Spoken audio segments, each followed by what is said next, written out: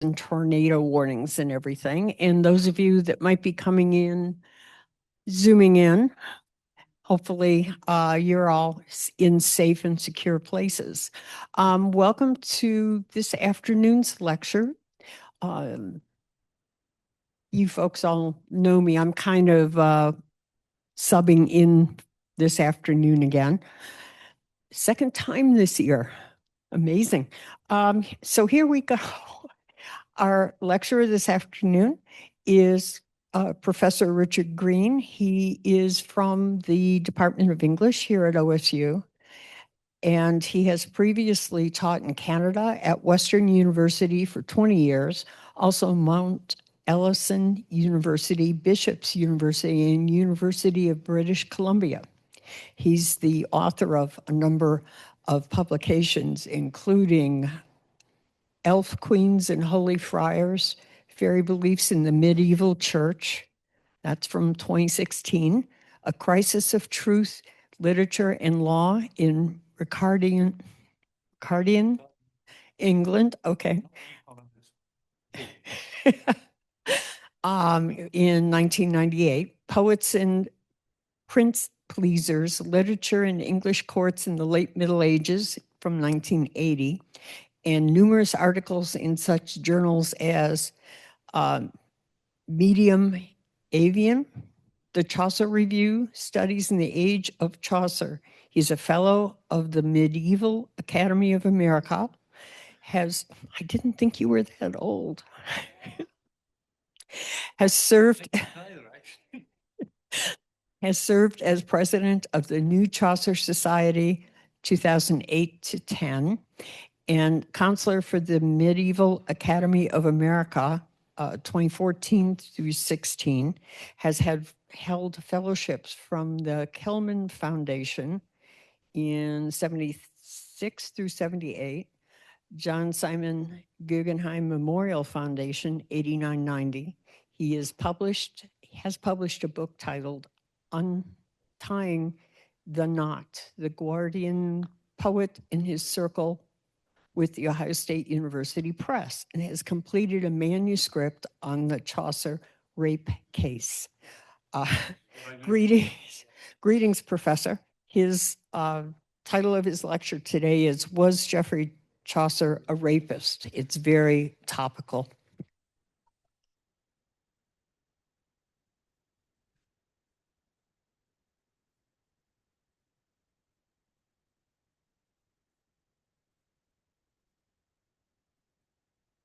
Of this lecture, and the last paragraph on the first page I'm not going to be talking about unless people actually want me to turn this on, don't you? I won't be talking about the last paragraph on that handout unless people want me to at the end, but it might sort of at least give you a structure. It's not a terribly simple story, I'm afraid. I'll try and make it as simple as I can, but do we have a picture here? That's the Court of King's Bench up there. It's a famous picture of the Court of King's Bench, which in fact involved Chaucer and Cecily Chaumpaigne, the woman who may or may not have accused him of rape. One other thing, we have the rare books librarian, Eric Johnson, here, sitting at the back, and he's kindly brought along some wonderful exhibits that are relevant to what I'm going to be talking about, including some quitclaims, including a register of original writs. I'm not going to be talking about tally sticks, I don't think, but I think there might be one there. So it's in itself interesting, and Eric can explain it all if you want to look at these things at the end. They're all on this table. He's one of his great virtues, many virtues, is that he's very happy to bring things out and show them to people and let students handle them in ways that not all rare books librarians do. So it's something that we at OSU should be really proud of, I think. Okay, was Chaucer a rapist? So let me just put my glasses on first, just in case. In the fall of 1878, the Welsh antiquarian William Floyd was poring over the notes on the back of a 14th century parchment roll in the elegant neo-Gothic round room of the Public Record Office in London's Chancery Lane. Yeah, there we go. When he stumbled upon a curious entry. It was a copy of a quitclaim issued by a woman named Cecily Chaumpaigne to the poet Geoffrey Chaucer, relieving him of any liability for her rape. In Latin, de raptu meo.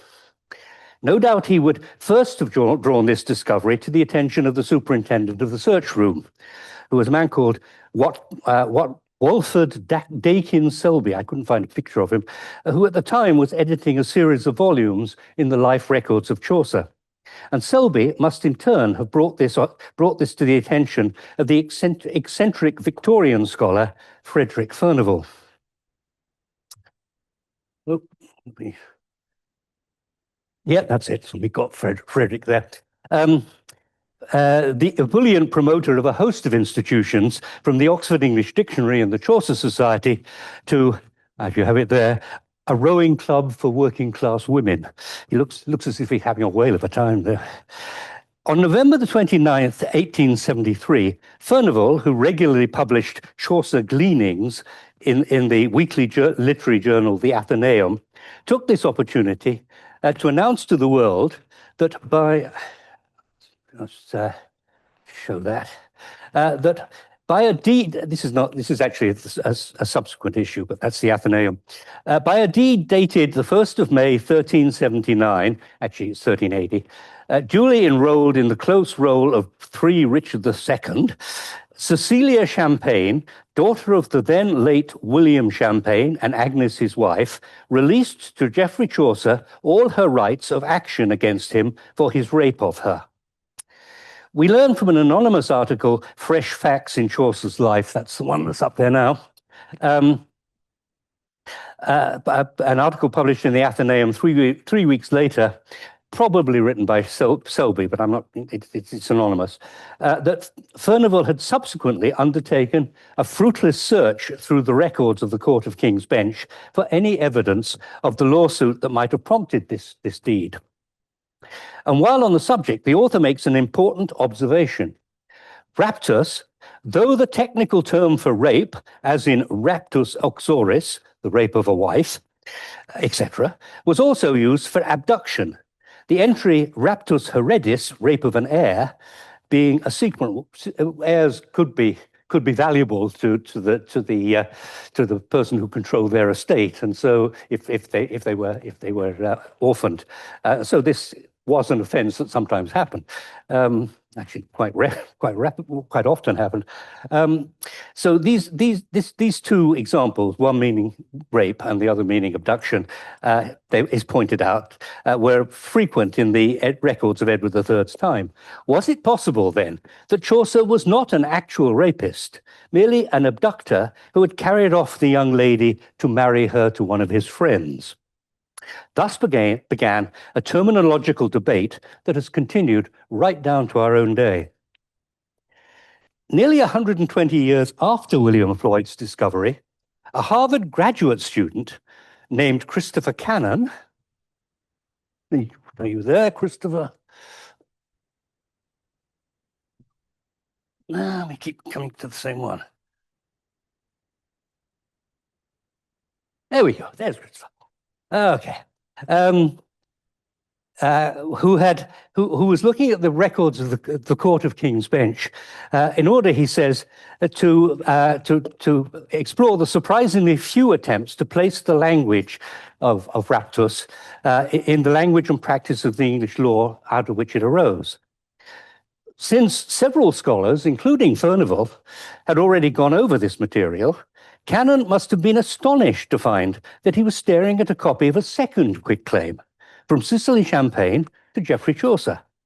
True, this one did not explicitly mention rape, though it actually does mention a felony, and rape is obviously a felony, and it was dated 3 days later than the first, but the original had been drawn up on the same day, with the same principles and the same witnesses. Clearly, the same event had given rise to both documents. In the intervening years, however, something like a consensus had emerged that the word raptus in the first quitclaim, what I'll be calling the Furnivall quitclaim, must have meant sexual assault, something that Cannon's discovery, if anything, reinforced. as I say, it mentions felony, for instance. In the late 1940s, 2 articles had appeared in the Law Quarterly Review.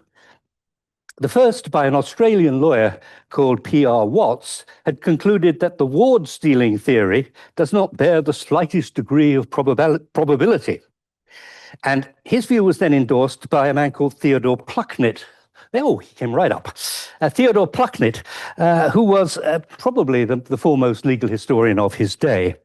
And he wrote, if only abduction, for me, this is a really important argument, and it's the basis of my own conclusions about the case. If only abduction had been involved, then the release would have had to proceed from the injured party, viz. The feudal lord, parent, husband, or employer of Cecilia. In other words, had Chaucer abducted Chaumpaigne from her father, from her husband, from her guardian, or her employer, and we know she wasn't married, and we know that her parents were dead because that's how she identifies herself in the quitclaim, then one of these men would have had to have issued the quitclaim. For it to have had, it couldn't have had any legal force if that wasn't the case. Chaumpaigne herself could not have quitclaimed her own abduction. That seems to be so obvious. It amazes me that people are still talking about abduction in this case, but they are. At the time, little was known of Chaumpaigne's own situation, but we now know that she was not only of age and unmarried, but she was also a fairly well off. I mean, we know later on that she could lend someone £10, which in the 14th century was a lot of money. Therefore, she didn't have to answer to a parent, spouse, or guardian. An employer, however, is a different matter, as we will see. 4 years ago, this consensus was thrown into disarray by the publication of yet another document by the historian Ewan Roger and the literary scholar Sebastian Sobecki. There we are. Good. Maybe it just takes us a lag time there. We'll give it a little longer. These two had discovered in the UK National Archives, Roger's place of work, he's an archivist, a copy of an original writ. Original writs are not original in the sense that they're not like any other writ. They're original because they originate a lawsuit. Anyway, they found a copy of an original writ issued in Chancery, dated some 6 months before Chaumpaigne's 2 quitclaims, in which Geoffrey Chaucer and Cecily Chaumpaigne are jointly sued by a man called Thomas Staunton for having contravened the statute of labourers. That is to say, Staunton sued Chaumpaigne for having left his employment illegally, and Chaucer for having hired her illegally. The name Staunton was not unknown to researchers, nor was the fact that Chaucer had fallen afoul of the statute of labourers, since way back in 1928, the great Chaucer scholar Edith Rickert, are you going to come up? No, you're not going to come up. There we go. There's the great Chaucer scholar Edith Rickert, whose great brave marker is still not in place, and there is an attempt to raise money to have her properly buried. She was a great scholar in her day. Anyway, Edith Rickert published in the Times Literary Supplement a note showing that Chaucer had appointed an attorney called Stephen Fall to defend him against just such a suit brought by Staunton. At the time, Rickert could hardly have had any inkling of its significance, but the recent Roger Sobecki discovery now makes clear its link to the 2 Chaumpaigne quitclaims. Indeed, Roger and Sobecki also turned up a further note, in which Chaumpaigne appoints her own attorney, a man called Edmund Herring, to defend her. And she also names Chaucer's lawyer, Stephen Fall, as a backup. These were both, by the way, very important lawyers. They defended some very important men in the years before. I've been through the records leading up to this case, and these weren't small fry. Neither Edmund Herring nor Stephen Fall. Herring seems to have been a man with a sense of humour. More than once, he drew pictures of fish besides his name in the records of King's Bench. Come on. There they are.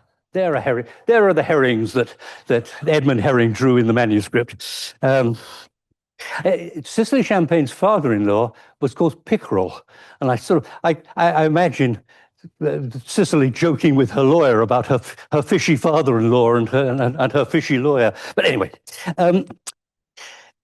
what Roger and Sebeki concluded from their new evidence was that the traditional reading of raptus as sexual assault was wrong, that it must mean abduction, and it must refer to the fact that Chaucer had in some sense abducted Cecily Chaumpaigne from Staunton's employment.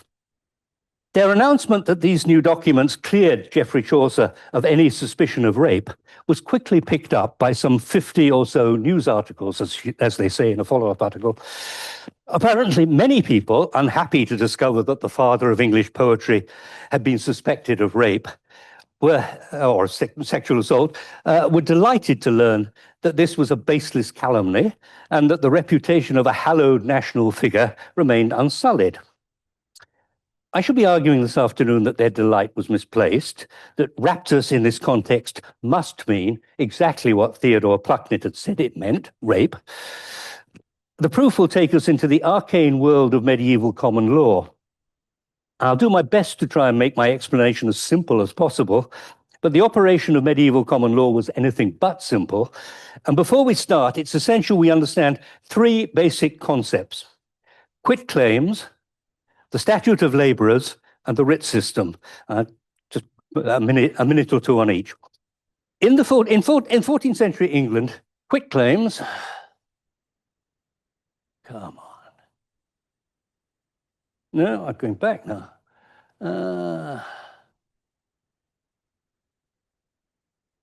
Enough of the fish. There we go. Quitclaims belong to a class of legal instruments known as releases. They were deeds poll, that is, they were binding only on the party that sealed them, unlike indentures, which bound both parties. And they served to renounce a claim or a right to take legal action. While all of them were sealed, that one has, the seal doesn't survive. We have, we'll see later, Eric will show us some quitclaims, and there are seals. It's important that they're sealed. They had to be sealed to be legal. But they didn't necessarily require witnesses, although many of them do have witnesses. They were written either in Latin or in French. There are English ones in the 15th century, but not as early as the 14th. And though they must have been among the commonest legal instruments, most were ephemeral. A quitclaim releasing the price of an ox, for instance, would hardly be worth keeping after the animal had died. Very few, other than those concerning real estate, have survived. And that one is, and the ones on the table are real estate quitclaims. There are very few other than that. Quitclaims were of two types, general and specific. Generally. General releases conferred blanket immunity on the recipient, in effect, a public declaration that A had no fight with B. And specific quitclaims renounced a single right to an interest in a certain property, for instance, or to sue for a specific wrong. In effect, the Furnival quitclaim is specific, the canon quitclaim is general. They're not quite as clean as that, but that's a generalization of the whole, I think. And though Cannon, and following him Roger and Sebeki, argued that they were two slightly different worded versions of the same legal instrument, this is clearly wrong. Quite apart from the fact that to alter the wording of a legal document is fraudulent, there is in fact contemporary evidence for the issuing of such pairs of quitclaims, though I'm not clear as to why people did it, but they did do it. In the vast majority with the vast majority of medieval quitclaims, like Chaumpaigne's two quitclaims, don't exist as physical documents. All we have are copies of them made. This is true of the two Chaumpaigne quitclaims, copies of them made in two separate sets of official government records. One, a register of royal letters, the other, a set of reports of law cases in the Court of King's Bench. What were they doing there? Well, every legal document is vulnerable to the twin dangers of loss and forgery. And to counter these, it's always sensible to deposit a duplicate in a safe place so that the original cannot easily be disregarded or misrepresented. A copy of my own will, for instance, resides in the fireproof safe of the lawyer who helped me draw it up. In the Middle Ages, such a procedure would have been perfectly intelligible to anyone living in southern France, in Italy, or in Spain, where local notaries kept records of the legal instruments they drew up. But England enjoyed no such notarial system. In fact, throughout Northern Europe, generally not. However, since government departments, both national and local, kept extensive legal records, one alternative was to pay to have private documents copied along with them. And since this offered the clerks responsible for the records a lucrative source of extra income, they were happy to oblige.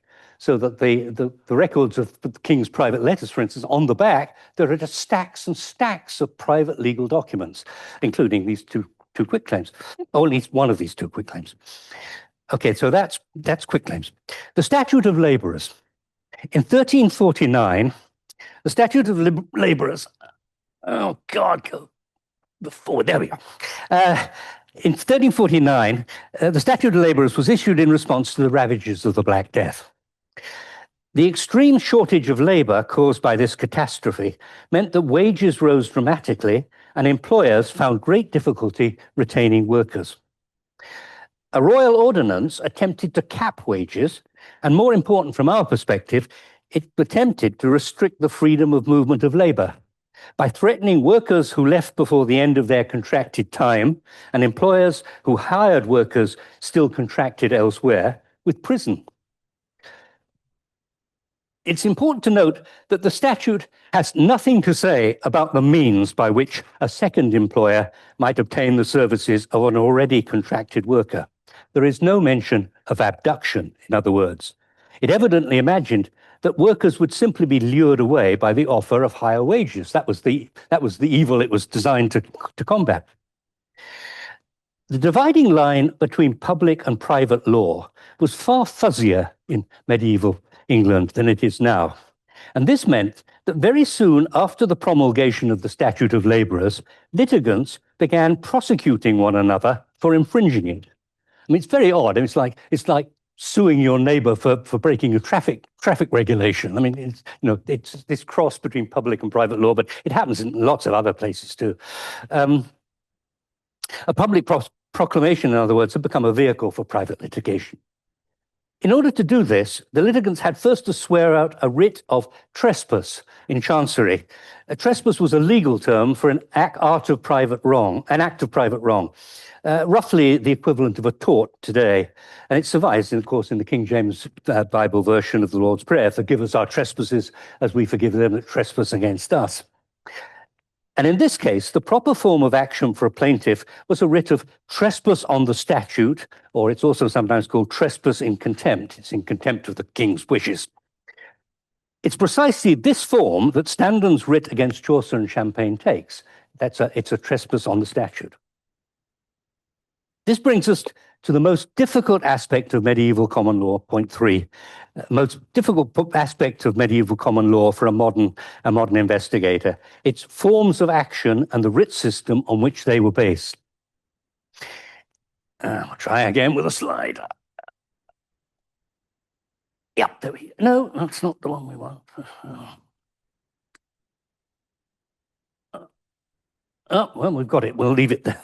Leave it there. I was hoping to show, maybe I've got it out of order, a register of writs, and there is a register of writs on the table there, so you can have a look at it at the end. It's a list of all the writs that can be used in litigation, and all lawyers and many private citizens owned one. In 14th century England, you couldn't just sue anyone for anything. What you were complaining of had to conform to an approved form of action, whose details were spelled out in an inflexibly worded writ. And this is, the example I'm going to give you here is an actual one. You might want to complain that your wine merchant had sold you a barrel of wine contaminated with seawater. But what your attorney told you to complain of was that he had committed a trespass against the king's peace by attacking your barrel with a sword and bow and arrows and force of arms. And that is an actual case. There was no writ for contaminating barrels with seawater, so you had to find another one. And that was the one that was chosen. One consequence of this formalism was that you could lose a case by choosing the wrong writ. And in the matter of Staunton versus Chaucer and Chaumpaigne, there already was a well-established precedent for suing someone who had forcibly abducted your servant. It was the same, in fact, writ as trespass vi et armis, and it occurs. It's still being used in King's Bench at the time of the Chaucer-Chaumpaigne quitclaims. If Chaucer, in other words, had actually abducted Staunton's servant, Cecily Chaumpaigne, Staunton would not have used trespass on the statute. That was not the writ that the form of action that he would have used. Now, Roger and Sebeki clearly recognized there's a problem, and their solution is a weird one. It's attempt to stretch the meaning of the legal term raptus in the Furnival quitclaim. They say, the Furnival quitclaim, they say, uses the language of abduction to represent a physical transfer from one household to another. The language of abduction must be the word raptus. There's nothing else in the quitclaim that could suggest that. And to this end, they link the word raptus with the notion of procurement.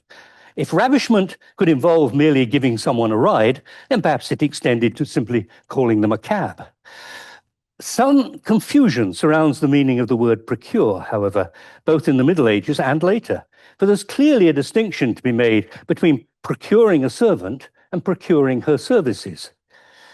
At its most neutral, it seems to have meant little more than employ or engage, so that anyone retaining a servant might be said to have procured her. Though there was no actual writ of procurement, the term did denote an offence at common law, but it had nothing to do with hiring servants. It referred to subverting an established legal process, and it might be sued under another writ, a writ of conspiracy. The word does, however, occasionally appear in courtroom pleading, and by some very convoluted logic, Roger and Sebeki managed to convince themselves that it was an equivalent of raptus and might apply to an alienation of service. None of this, of course, refutes Plucknett's main point. Even if all Chaucer had done was to procure Chaumpaigne's services illegally, it was still up to Staunton to issue the quitclaim, not Chaumpaigne. I mean, I still don't understand how anyone can ignore that very basic point. But Roger and Sebeki have a second string, I suppose, a rather weak string to their bow. The canon quitclaim, they argue, was registered with the Court of King's Bench as a way of heading off the lawsuit that Staunton had initiated with his writ of trespass on the statute. In other words, this was sort of preempting the action. At this date, pleading in the central courts was entirely oral, and that's the slide that I was going to put up for this. There is someone making a copy of the proceedings, but there are no written documents being used. It's not until the 16th century that pleading could take place in written form. And though documents were sometimes proffered as evidence in support of a point being made, there was no mechanism that I've been able to discover for registering documents in advance of a hearing. And even if there had been, the idea that a document that prevents Chaumpaigne from suing Chaucer could have been entered as evidence to prevent Staunton from suing Chaucer and Chaumpaigne is, I think, frankly absurd. Staunton's lawsuit never came to trial. Indeed, the original writ is marked non prosecutum, not prosecuted. And Roger and Sebeki attribute this to the canon quitclaim. But there's actually nothing strange about it. In fact, the vast majority of civil cases were discontinued long before a verdict was reached. And in fact, even today, most civil cases, I think, are settled out of court. I trust that I've now said enough to show why I do not believe that Roger and Sebeki have proved their case for the word raptus in the Furnival quitclaim, meaning abduction. Like P.R. Watts, I still believe that there is no reason to conclude that it is to be construed otherwise than in the primary meaning of rape. Now, that does not mean that I think that the documents that have recently been discovered are irrelevant. Indeed, I think quite the reverse. In the second half of this talk, actually it's less than half, I shall be arguing that though raptus must mean rape, the case against Chaucer is far from conclusive. Let us begin with Chaucer's own expressed views on rape, or a short sample. Here is and I hope this comes up. Oh, that's the register of writs. I just got them in the wrong order. There you go. There's a register of writs, and those are the actions down on the left-hand page, or some of the actions. There are hundreds of them. Those are just, actually, those are for real estate, for for estate transfer. So let's go to the next one. There we go. I'll read this in Middle English because I like reading Middle English, but there is a translation up there, which I hope everybody can read. Can they? Is that legible all right? Okay, so this is Chaucer's views on rape, expressed views on rape. This is the Rape of Lucretia from the Legend of Good Women, which is a poem in the 1380s. Though for the most part it's adapted directly from the Roman poet Ovid, this is Chaucer's own edition. Tarquinius, that art a king's heir, and schuldest as be lineage and be richt, done as a lord and be as a very knicht. We hast thou done this speech to chivalria, we hast thou done this laddie villania. Alas, of they this was a villain's deed. And while his paraphrase of Ovid's version of the legend of Philomela is much freer, Chaucer's scathing conclusion to its description of her rape is even more striking. Beforce hath this traitor done a deed, that he hath reft her of her maidenhead, mogre her head, be strength and be his micht. Lo, here a deed of men, and that a richt. In both these passages, the rhetorical repetition of dawn and dead brings masculine aggression to the fore, and the corrosive force of both a villain's deed and that a right is unmistakable. In other words, Chaucer's expressed views on rape were, in the words of one modern critic, I hasten to say that a female critic, startlingly close to the modern perspective. There is time for only one other brief illustration. At the climax of his great love story, Troilus and Cressade, Chaucer's heroine, in bed with her lover for the first time, makes it crystal clear that their association is consensual. Nadae nu mi sweta herta der bin yoldi wis, I wera nu nocht hera. If I hadn't agreed to this before now, I wouldn't be here. It couldn't be a more, it's a beautiful expression of consensual sex. Of course, we have the appalling case of another Jeffrey Epstein before us to show that ostensibly respectable men are capable of hypocrisy and depravity. And nothing I'm about to say about the Staunton Chaucer Chaumpaigne case can disprove the possibility that Chaumpaigne was coerced or bribed into issuing the two quitclaims. All I can say is this seems to me unlikely. It's impossible, of course, to disprove. The first thing that the documents discovered by Roger and Sobecki do is to reorientate the relationship between Chaucer and Chaumpaigne. Evidently, they were joint defendants and therefore must be seen to have been, in some sense, partners. The most striking aspect of this is the fact that only a month before issuing her two quitclaims, Chaumpaigne appointed not only Edmund Herring, but Chaucer's own lawyer, Stephen Fall, to defend her. There was, in fact, nothing to prevent her from mounting an independent defense. Indeed, she could have made things worse for Chaucer had she chosen to do so. But these appointments make clear that the two of them were working together. The precise nature of their relationship, however, and you're not going to draw me into what it was, the precise nature of their relationship, however, is far from clear. The lawsuit frames it as one of master and servant. But given the degree of fiction entailed by the writ system, this is far from certain.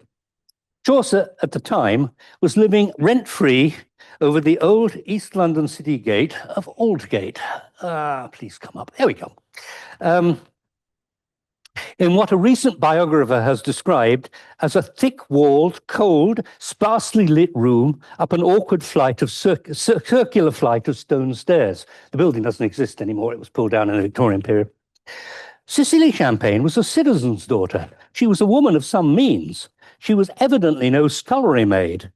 But what other role could she have performed given Chaucer's circumstances? Incidentally, Chaucer was not living with his wife, Philippa, at this time.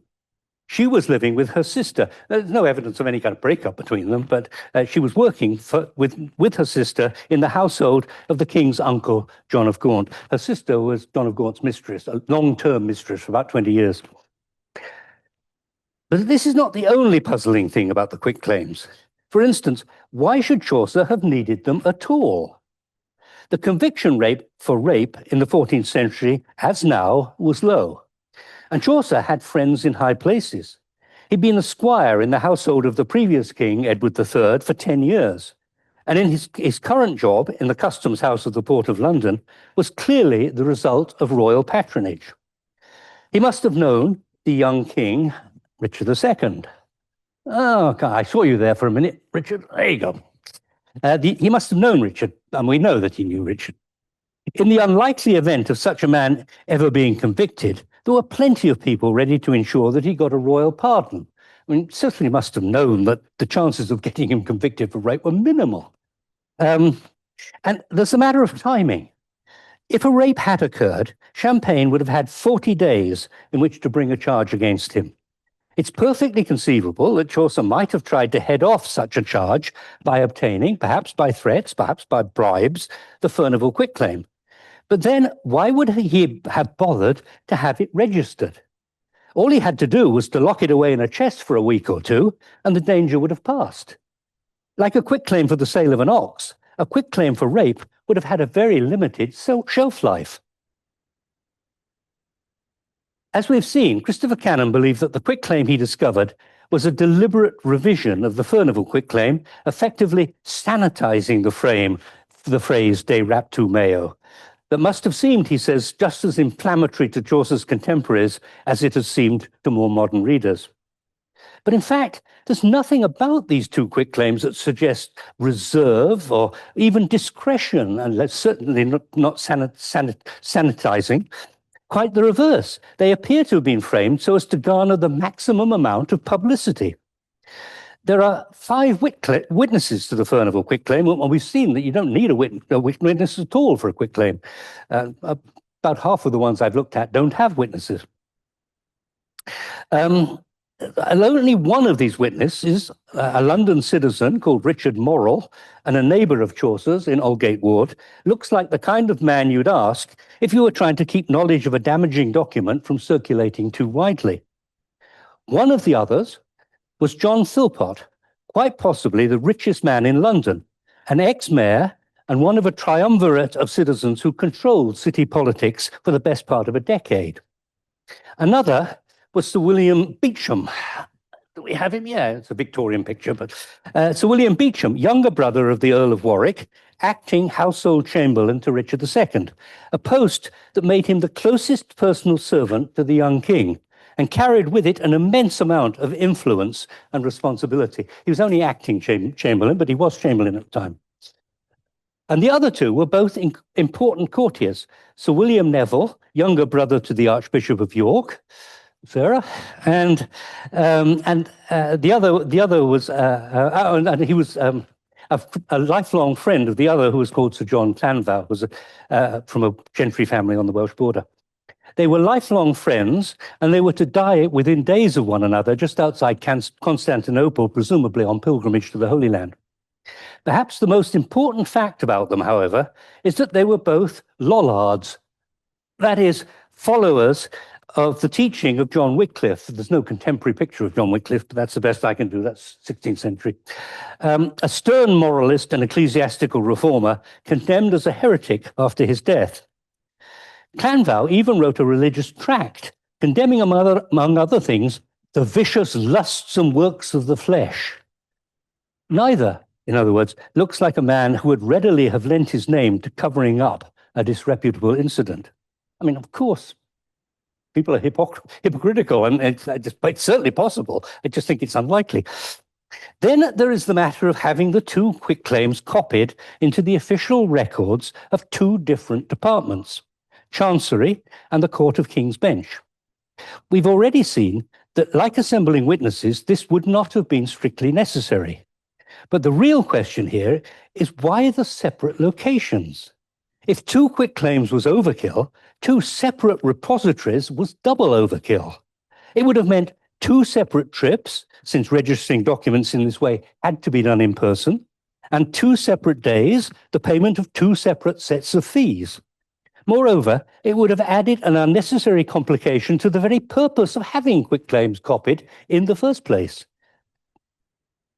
To Should Chaucer have needed to refer to them because someone had questioned the authenticity of the originals, he would have found this far simpler if they'd been filed in the same place.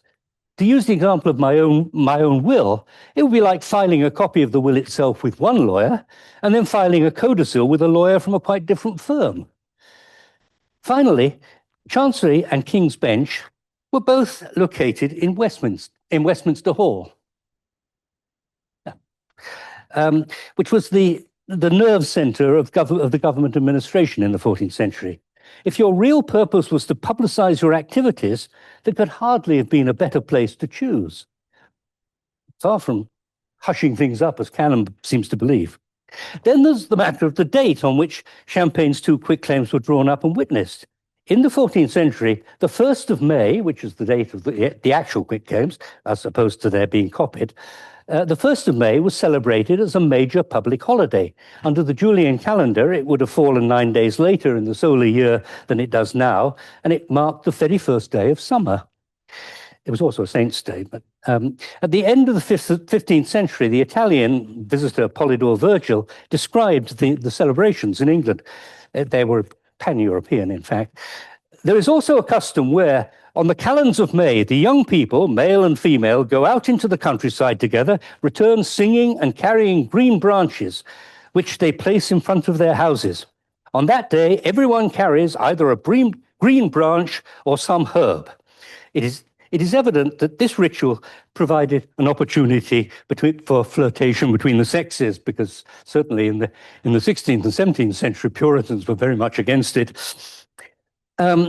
It's also clear that the custom was not restricted to the lower classes. In a 15th century poem called The Court of Love, we read, "Forth goeth all the court, both more and less, to fetch the flowers fresh and branch and bloom." And a magnificent illustration, I'm sure many of you are familiar with this one, magnificent illustration from the early 15th century Très Rigoureux de Duc de Berry, gives us some idea of what this might have looked like in practice. You can see they have greenery in their headgear. In such a context, we must wonder what the effect of sealing a pair of quitclaims exonerating a court poet from charges of felony and rape must have seemed to the other people. It can't have been hushed up. I mean, it's probably because everybody was out for that occasion that they took the chance of getting the witnesses for the document. The only conclusion we can reasonably draw from all this, I believe, is that Chaucer was doing everything he could to proclaim to the world that he was not a rapist. And so we must conclude that Chaumpaigne herself had collaborated in this enterprise. If she hadn't, it would have constituted a cruel act of public humiliation. In fact, she must have been present in person, not only when the quitclaims were sealed and witnessed, it's her own seal on the quitclaim, but also when they were enrolled. And then there's the odd detail of the wording of the Furtherville quitclaim. It seems to offer an insight into her state of mind. She quitclaims Chaucer, there is actually the quitclaim, and I've surrounded the words de raptu meo. She quitclaims Chaucer for every kind of lawsuit, both for my rape as well as for every other issue or cause. Omnimodus actiones tam de raptu meo, tam de aliqua alia re vel causa. The key word here is my, meo. In the protocol of medieval quitclaims, the first person possessive pronoun is regularly applied to persons, my husband, my wife, to things, my seal, my tenements, and to rights, my inheritance, my lease, but never, as far as I've been able to determine, to legal actions. And in any event, if Chaumpaigne were adding this word to emphasize a traumatic experience, would we not expect her to use the genitive personal, this for those of you who know Latin, the genitive personal pronoun, de raptu mei, the rape of me, rather than the possessive pronoun, de raptu meo, my rape, the possessive pronoun. What all this might be taken to imply is that Chaumpaigne herself was somehow complicit in Chaucer's proclamation of his innocence. The final question, of course, is why should he have gone to all this trouble? If someone was putting it about that he was a rapist, and the obvious candidate is his unsuccessful legal opponent, Thomas Staunton, Chaucer would have had very few legal options. Slander was not a form of action in the king's courts, at least not for someone of his social standing. And it could no longer be litigated in borough courts in the London court in the Guildhall, at the Hustings Court. His only option would have been the ecclesiastical court of the Bishop of London. But even there, proving Staunton's responsibility for spreading malicious rumours would have been very difficult. All this might seem highly speculative, but there is one final intriguing piece in the puzzle. And I said to Ethan Knapp earlier, this is my Dan Brown moment. There's one final intriguing piece in the puzzle. Chaucer's early poem, The House of Fame, recounts a dream he'd had on the 10th of December. He mentions the date twice, the 10th of December. It's very unusual to have that kind of precision. The 10th of December, in which an eagle carries him up to the heavens. There's a picture. That's actually from William Morris's edition of the Canterbury of Chaucer's works. It's Burne-Jones, I think. It's 19th century anyway. An eagle carries him up to the heavens, where he sees two contrasted buildings. One solid, made of gemstone, the other ramshackle and made of twigs.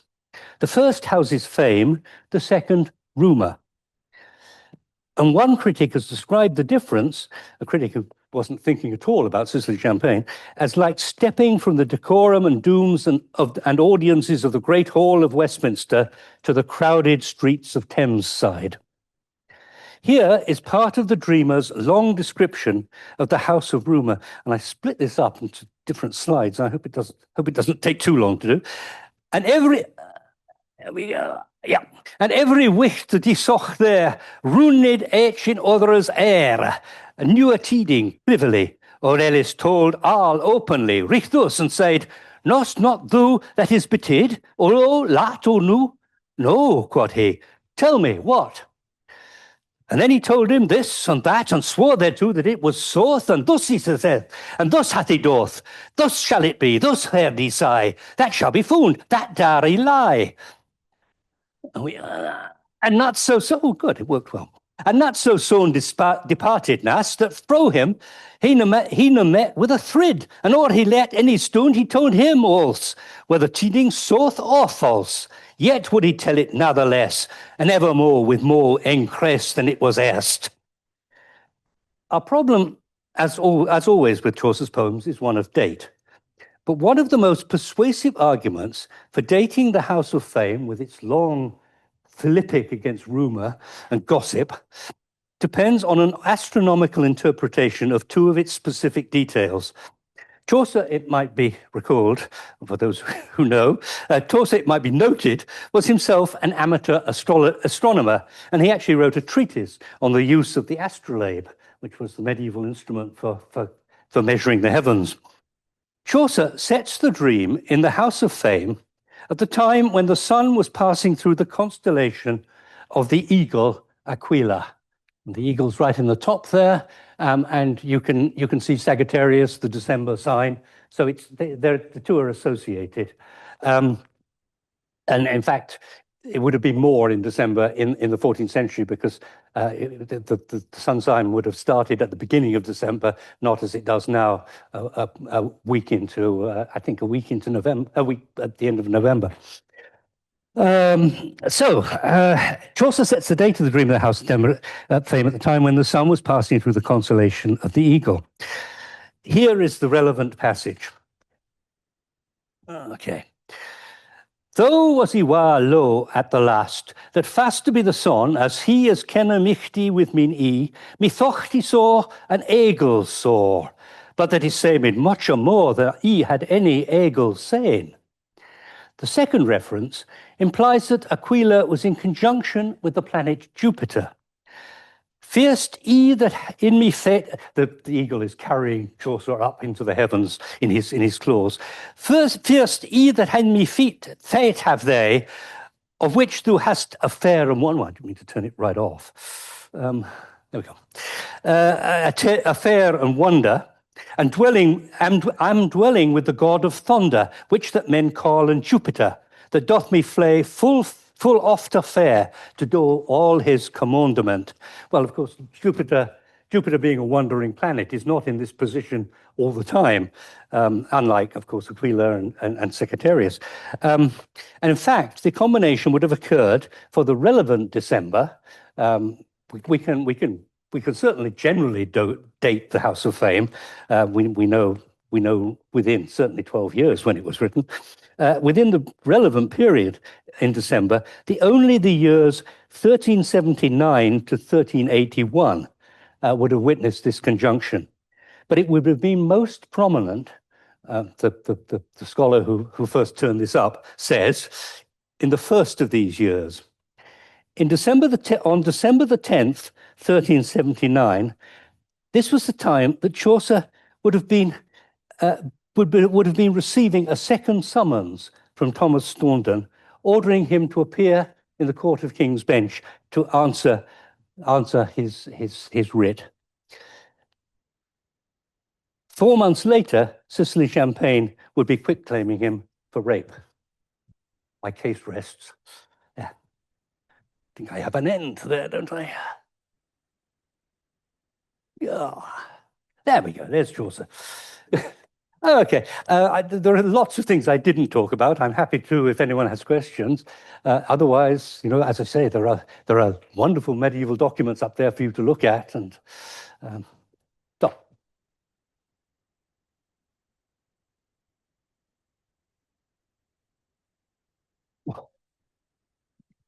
I've clearly stunned you. Yeah.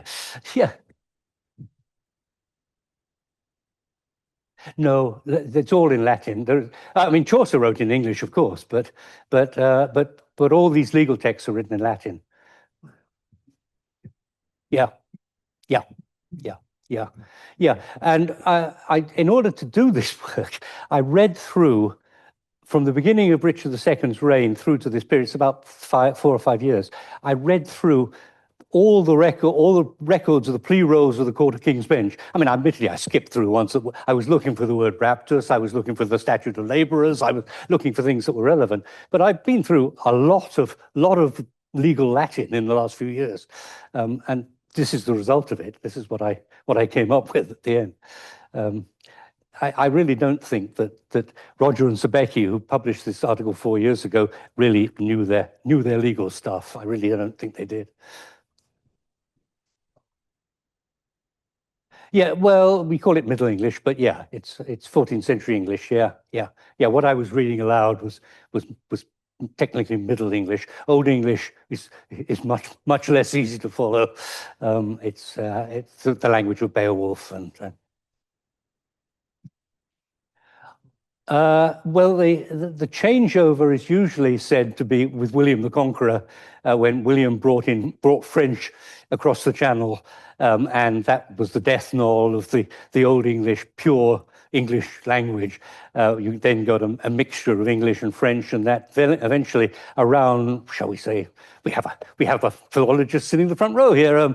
So around 1200, 1250 emerges a language you probably call Middle English. And that lasts through to early modern English, which is the language of Shakespeare. So, that's the way. They're totally artificial divisions, but that's the way people divide them up. But, yeah. I have the mic. I don't know if you want to do this in order. Remember the nobility?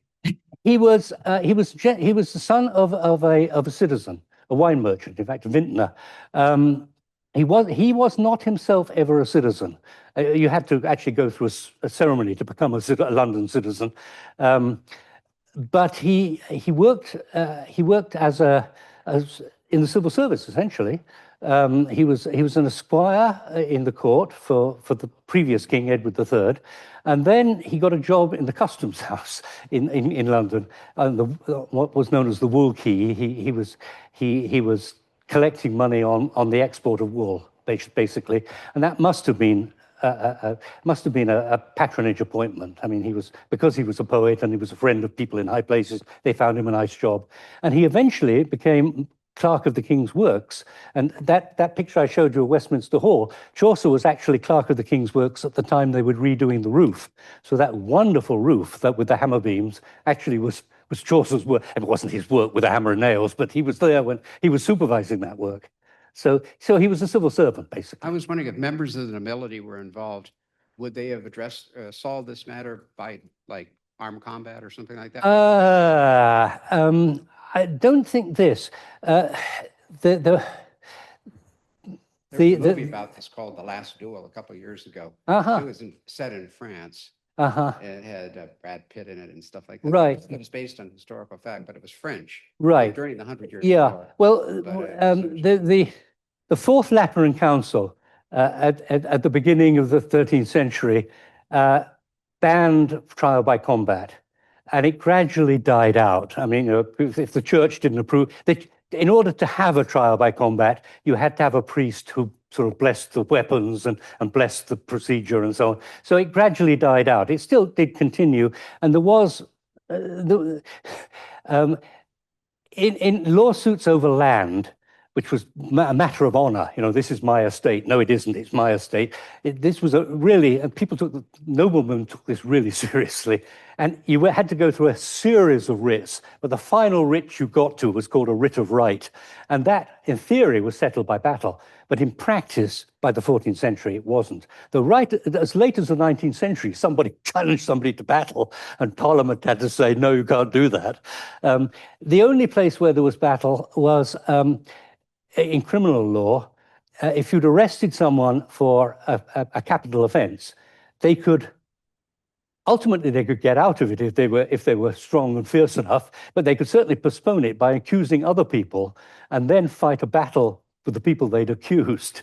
And if they won, that was seen to be a vindication of them. They sometimes had to do it more than once. But that was the only, in England at least, that was the only trial by battle by the 14th century that was still being fought. Noblemen wouldn't have. Oh no, I'm sorry, there was another. In treason, you could fight a trial by battle for treason. It was very rare, but it did happen. Richard II, at the beginning of Shakespeare's Richard II, there's about to be a battle, trial by battle, but it's called off right at the last moment. But they were occasionally fought because, again, it was a matter of honor. It's a prologue to the duels of the pistols at dawn stuff of the 19th century. It's gentleman's honor is involved. But the whole complicated arrangements of a trial by battle just got, I think, too much. And you needed a priest, and priests weren't going to be involved. So, yeah. Yes. First of all, before I ask my question, I want to say that one of the highlights of this lecture was hearing you read to us in Middle English. Thank you for doing that. Good. I'm glad. Yeah. Yeah. My question is legal. A release from liability is ambiguous but implies guilt. Was there no way for her simply to say he was innocent? I suppose. There could have been some kind of proclamation which we would never know about. It wouldn't be registered. It's true, of course, it does imply guilt. And it's been taken as a sign of guilt. The origins of quitclaim, the great legal historian F.W. Maitland says, was a public proclamation. It was, and in fact, some of them, they are not always worded exactly the same, and some of them are worded to all those who see or hear this claim or this quitclaim, this quietum clamassi. So it was a public proclamation originally, though I think many of them were just, people just scribbled a quitclaim and said, "Here, have this, give me the ox," But I agree that it is odd. But I think see. Perhaps I haven't convinced you all, but I think see how a lawyer might say, "Well, you can't sue him, but what we could do, we could try, getting Chaumpaigne to write some quitclaims and making sure that they were circulated widely and people knew about them. That would settle his hash, That's the way I read it. This is why I've come to read it. That wasn't my first reading of it by any means, but I don't know. Maybe I have. I don't know. Have I convinced you? I hope I've convinced some of you at least. It's a very difficult case. It's a very difficult case. There is. Very quickly. How are we doing? Are we all right for a minute or two? Or, yeah. Yeah. Sorry. Oh, yes. Yeah. Thank you for that, Richard. It was very interesting.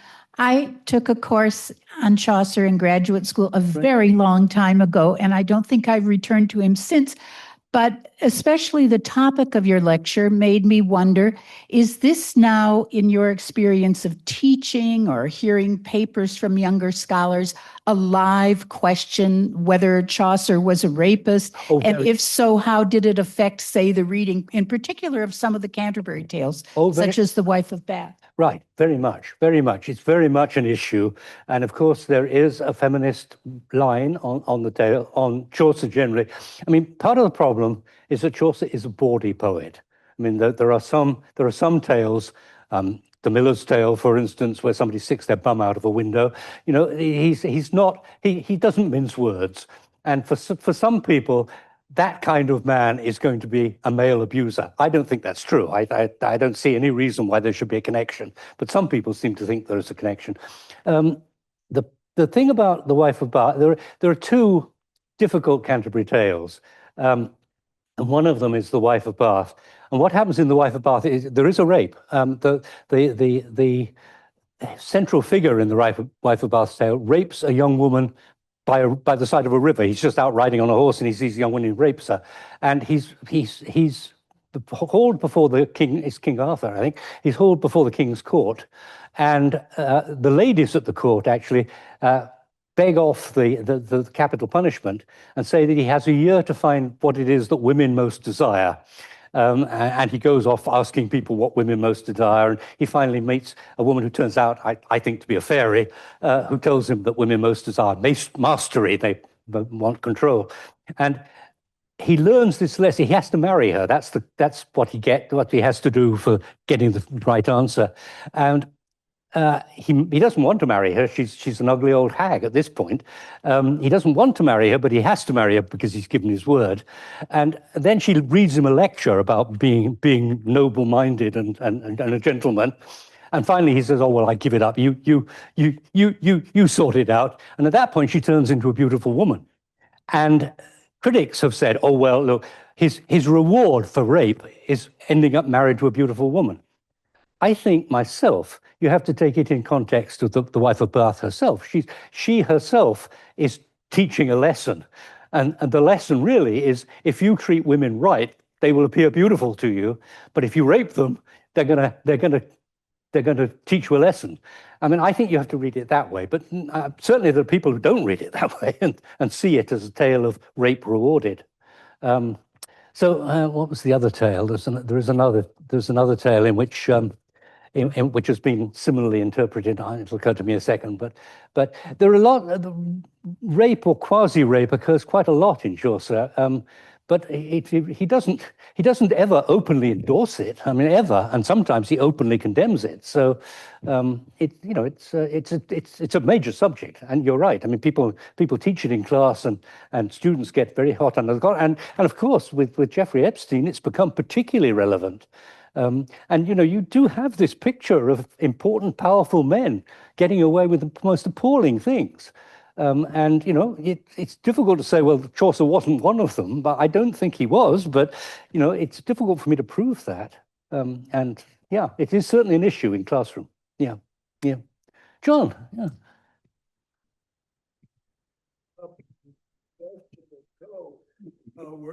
We're active at the time of Harvey Weinstein, and it became suddenly very fashionable to look around and say everybody is a likely rapist, every man, in the same way that a few years earlier with Boswell, every man was queer, every this and that was queer.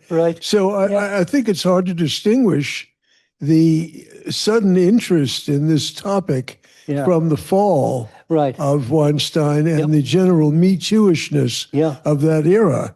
And I think that's a point that culturally might be brought to bear. Yeah.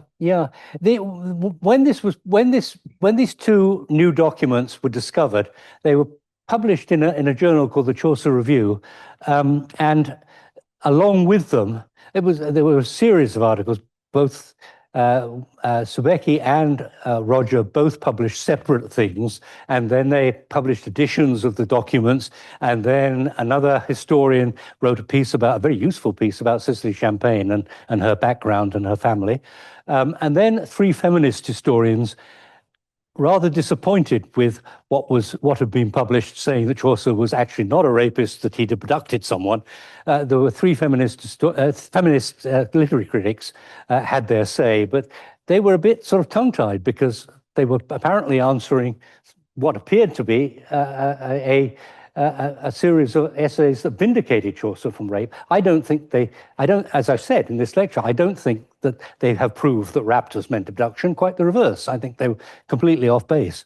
But certainly, you know, there is a school of thought that wants Chaucer to be at least sympathetic with rape and possibly a rapist. I'm not part of that school, and I'm sure I'm going to get castigated when I publish this, but who cares? I'm old enough. I don't care. You know. Anyone else? Anything else? I should say there's one other detail. I did mention it in the handout, and I just in order to let you know there are 3 more documents I didn't mention. About 2 months after all these 2 quitclaims, 2 perfectly respectable London citizens, a man called Richard Goodchild and a man called John Grove, were involved with Chaucer and Chaucer and Chaumpaigne in quitclaims. One, the 2 citizens quitclaimed Chaucer, and Cecily Chaumpaigne quitclaimed the 2 citizens. And this is 2 months after what we've been talking about. There's been a lot of debate over the years over what this means. It's very difficult actually to know what it means. My own interpretation of it is that they were some kind of broker between Chaucer and Chaumpaigne, that a year earlier, at about the time that Chaumpaigne was leaving Staunton, Chaucer arranged a loan for her, or arranged accommodation for her, or arranged something through these 2 citizens. And a year later, which would have been, you know, a couple of months after the quitclaims, he settled up with them. They settled, and they said to Chaumpaigne, "We want a quitclaim to show that we did right by you." So the 2 quitclaims then make sense.